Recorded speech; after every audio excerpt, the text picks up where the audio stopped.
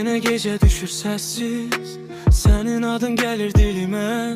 Sen gedenden beri her küçe hatirenle dolu içimde. Biletlerin kırık kenarı, şekillerin solup çerçevemde. Özümü yandıran sual var, kaydarsan bir gün yine.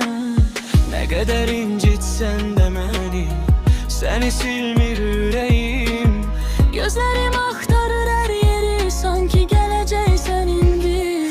Sona kadar sev, beni sona kadar sev. Yarım koyma sol tarafım, sensiz yüreğim tekten. Ha, sona kadar sev, beni sona kadar sev.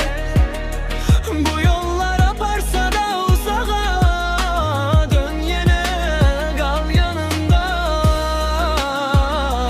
Sona kadar sev.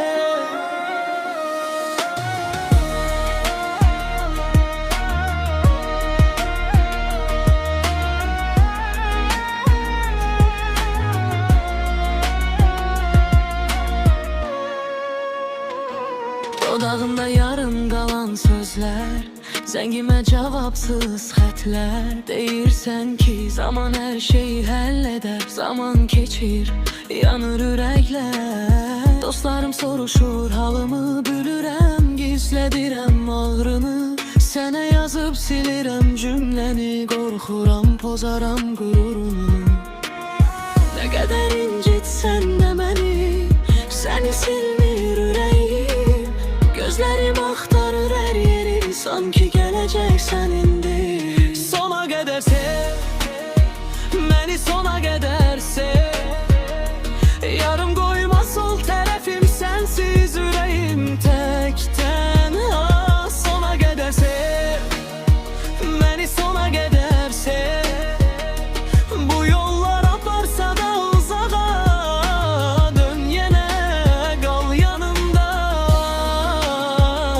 Sona kadar sev.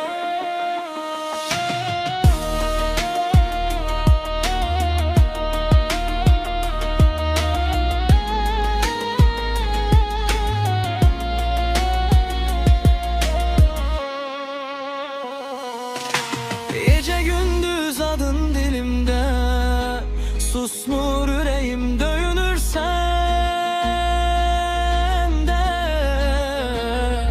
Kayıtsam baştan yaza her şeyi bir şertle.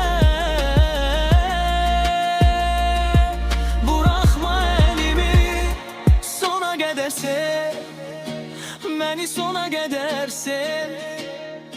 Yarım koyma sol tarafım, sensiz yüreğim tekten. Ha, sona kadar